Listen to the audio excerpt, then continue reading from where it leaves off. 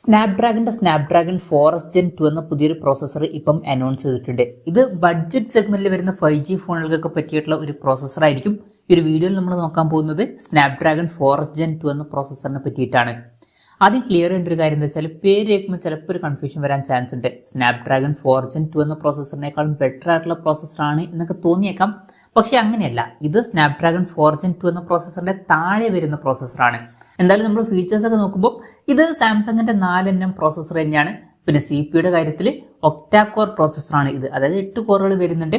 ഇതിൽ 2 GHz clock ചെയ്യുന്ന cortex A78ന്റെ 2 കോറുകളും അതുപോലെ തന്നെ 1.8 GHz ക്ലോക്ക് ചെയ്യുന്ന കോർട്ടെക്സ് A55ന്റെ 6 എഫിഷ്യൻസി കോറുകളും വരുന്നുണ്ട്. അപ്പം സ്നാപ്ഡ്രാഗൺ 4 Gen 2 എന്ന പ്രോസസ്സറിൽ ഇതിനേക്കാൾ ബെറ്റർ ആയിട്ടുള്ള ക്ലോക്ക് സ്പീഡ് വരുന്നുണ്ട്. അപ്പം അത്രയും പവർ ഈ ഒരു പ്രോസസ്സറിന് വരുന്നില്ല. പിന്നെ അഡ്രീനോയുടെ GPU ആണ് ഇതിൽ വരുന്നത്. ഏത് GPU ആണെന്നുള്ള കാര്യം കറക്റ്റ് അവർ മെൻഷൻ ചെയ്തിട്ടില്ല. എന്നാലും ബേസിക് ആയിട്ടുള്ള ഒരു GPU ആയിരിക്കും ഇതിൽ വരിക. പിന്നെ 2133 MHz ക്ലോക്ക് ചെയ്യുന്ന LPDDR4Xന്റെ റാം വരെ ഇതിൽ സപ്പോർട്ട് ചെയ്യുന്നതായിരിക്കും. UFS 3.1 സ്റ്റോറേജ് ടൈപ്പിന്റെ സപ്പോർട്ട് വരെയും ഇതിൽ വരുന്നതായിരിക്കും. പിന്നെ ഡിസ്പ്ലേയുടെ കാര്യത്തിൽ ഫുൾ HD+ ഡിസ്പ്ലേ വരെ സപ്പോർട്ട് ചെയ്യുന്നതായിരിക്കും. പക്ഷേ 90 Hz റിഫ്രഷ് റേറ്റ് ഇതിൽ മാക്സിമം സപ്പോർട്ട് ചെയ്യുള്ളൂ. അപ്പം ഇവിടെ ശ്രദ്ധിക്കേണ്ട ഒരു കാര്യം എന്താ വെച്ചാൽ 120 Hz റിഫ്രഷ് റേറ്റ് ഇതിൽ സപ്പോർട്ട് ചെയ്യില്ല. അപ്പം സ്നാപ്ഡ്രാഗൺ 4 Gen 2 എന്ന പ്രോസസ്സറിൽ 120 Hz റിഫ്രഷ് റേറ്റ് കാര്യങ്ങളൊക്കെ സപ്പോർട്ട് ചെയ്തിട്ടുണ്ടായിരുന്നു. പക്ഷേ ഇതിൽ അത് വരാൻ ചാൻസ് ഇല്ല. അതുകൊണ്ട് തന്നെ ഇത് ബഡ്ജറ്റ് സെഗ്മെന്റിൽ വരുന്ന 5G ഫോണുകളിൽ കാണുന്ന ഒരു പ്രോസസ്സർ ആയിരിക്കും. പിന്നെ ഇപ്പോഴത്തെ ഒരു ഇതിൽ പലപ്പോഴും 10,000 രൂപയ്ക്ക് മുകളിൽ വരുന്ന ഫോണുകളിൽ നമുക്ക് 120 Hz റിഫ്രഷ് റേറ്റ് കിട്ടാറുണ്ട്. പക്ഷേ ഈ ഒരു പ്രോസസ്സർ ഉപയോഗിക്കുകയാണെന്നുണ്ടെങ്കിൽ ഏത് പ്രൈസ് റേഞ്ചിലാണെന്നുണ്ടെങ്കിലും 120 Hz റിഫ്രഷ് റേറ്റ് കൊടുക്കാൻ പറ്റില്ല. അപ്പം അത് ഇൻട്രസ്റ്റിംഗ് ആയിട്ടുള്ള ഒരു കാര്യമാണ്. അപ്പം അത്യാവശ്യം കുറഞ്ഞ പ്രൈസ് റേഞ്ചിൽ വരുന്ന ഫോണുകളിൽ തന്നെയായിരിക്കും ഈ ഒരു പ്രോസസ്സർ കാണുക. പിന്നെ ക്യാമറയുടെ കാര്യത്തിൽ ഇതിൽ 12-bit Qualcomm Spectra ISP ആണ് വരുന്നത്. 108 MP ക്യാമറ സെൻസർ വരെ ഇതിൽ സപ്പോർട്ട് ചെയ്യുന്നതായിരിക്കും.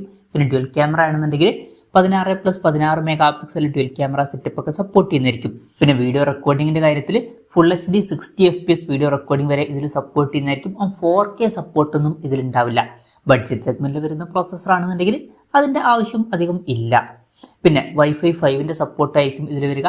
ബ്ലൂടൂത്ത് 5.1ന്റെ സപ്പോർട്ട് വരുന്നതായിരിക്കും. ഇന്ത്യയുടെ നാവിക് പോലുള്ള നാവിഗേഷൻ സിസ്റ്റം ഒക്കെ ഇതിൽ സപ്പോർട്ട് ചെയ്യുന്നതായിരിക്കും. 5Gയുടെ കാര്യത്തിൽ സബ് 6 GHz 5G ആണ് ഇതിൽ വരുന്നത്. ഡൗൺലോഡ് സ്പീഡ് 1 GB/s വരെ എത്തുന്നതായിരിക്കും. പിന്നെ ഫാസ്റ്റ് ചാർജിംഗ് സപ്പോർട്ടിന്റെ കാര്യത്തിൽ ക്വിക്ക് ചാർജ് 4+ന്റെ സപ്പോർട്ടും കാര്യങ്ങളൊക്കെ ഇതിൽ വരുന്നുണ്ട്. 15 മിനിറ്റ് കൊണ്ട് 50% വരെ ബാറ്ററി ചാർജ് ആവുമെന്നാണ് അവർ ഒഫീഷ്യലി പറഞ്ഞിരിക്കുന്നത്. പിന്നെ USB 3.2 Gen 1ന്റെ സപ്പോർട്ടും കാര്യങ്ങളൊക്കെ ഇതിൽ വരുന്നതായിരിക്കും. പക്ഷേ ബഡ്ജറ്റ് സെഗ്മെന്റിൽ വരുന്ന ഫോണുകളിൽ ആ ഒരു ഫീച്ചർ കണ്ടോളണം എന്നില്ല. അപ്പം ഇതൊക്കെയാണ് ഫീച്ചേഴ്സിനെ പറ്റി പറയാനുള്ള കാര്യങ്ങൾ. അപ്പം ഓവറോൾ നമ്മൾ ഫീച്ചേഴ്സ് നോക്കുകയാണെന്നുണ്ടെങ്കിൽ ബേസിക് ആയിട്ടുള്ള ഫീച്ചേഴ്സുമായിട്ട് വരുന്ന ഒരു 5G പ്രോസസ്സറാണ്. അപ്പം ഏത് പ്രൈസ് റേഞ്ചിൽ വരുന്ന ഫോണുകളിലായിരിക്കും ഈ ഒരു പ്രോസസ്സർ വരിക എന്ന് വെച്ചാൽ, നമുക്ക് ഒരു 7,000-8,000 രൂപ പ്രൈസ് റേഞ്ച് മുതൽ 12,000 മാക്സിമം ഒരു 15,000 രൂപ പ്രൈസ് റേഞ്ചിൽ വരെ വരുന്ന ഫോണുകളിൽ ഈ ഒരു പ്രോസസ്സർ നമുക്ക് എക്സ്പെക്ട് ചെയ്യാവുന്നതാണ്. ഇപ്പം ഓഫ്ലൈൻ ഫോൺസ് ആണെന്നുണ്ടെങ്കിൽ ഒരു 15,000 രൂപ വരെ നമുക്ക് എക്സ്പെക്ട് ചെയ്യാവുന്നതാണ്. ഓൺലൈൻ ഫോൺസ് ആണെന്നുണ്ടെങ്കിൽ നമുക്ക് 10,000 രൂപയ്ക്ക് താഴെ തന്നെ ചിലപ്പം ഈ ഒരു പ്രോസസ്സറുമായിട്ട് വരുന്ന ഫോണുകൾ ലഭിച്ചേക്കാം.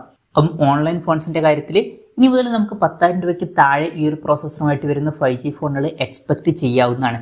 എന്തായാലും കൺഫർമേഷൻസ് ഇപ്പം പുറത്ത് വന്നിട്ടില്ല. ഇനി ഈ ഒരു പ്രോസസ്സറുമായിട്ട് വരുന്ന ഫോണുകൾ ഏതെങ്കിലും കൺഫേം ആയിട്ടുണ്ടോ എന്ന് വെച്ചാൽ അങ്ങനെ ഇപ്പോൾ കൺഫേം ആയിട്ടില്ല. എന്നാലും അടുത്ത് തന്നെ ഈ ഒരു പ്രോസസ്സറുമായിട്ട് വരുന്ന ഫോണുകൾ ലോഞ്ച് ചെയ്തേക്കാം. മിക്ക ബ്രാൻഡ്സും ഈ ഒരു പ്രോസസ്സറുമായിട്ട് വരുന്ന അവരുടെ ബഡ്ജറ്റ് 5G ഫോണുകൾ ലോഞ്ച് ചെയ്തേക്കാം. എന്തായാലും സ്നാപ്ഡ്രാഗൺ 4S Gen 2 എന്ന പുതിയൊരു പ്രോസസ്സർ ഇപ്പം അനൗൺസ് ചെയ്തിട്ടുണ്ട്. ബേസിക് ആയിട്ടുള്ള ഒരു പ്രോസസ്സറാണ്. അപ്പോൾ കുറഞ്ഞ പ്രൈസ് റേഞ്ചിൽ നമുക്ക് ഇനി 5G ഫോണുകൾ ലഭിച്ചേക്കാം. എന്തായാലും ഈ ഒരു പ്രോസസ്സറിനെ പറ്റിയിട്ടുള്ള നിങ്ങളുടെ അഭിപ്രായം ജസ്റ്റ് ഒന്ന് കമൻറ്റ് ചെയ്യുക. അതുപോലെ തന്നെ ഈ ഒരു പ്രോസസ്സറുമായിട്ട് വരുന്ന ഫോണുകൾ നിങ്ങൾ ഏത് പ്രൈസിങ്ങിലാണ് എക്സ്പെക്ട് ചെയ്യുന്നത് എന്നുള്ള കാര്യം കൂടി ജസ്റ്റ് ഒന്ന് കമൻറ്റ് ചെയ്യുക.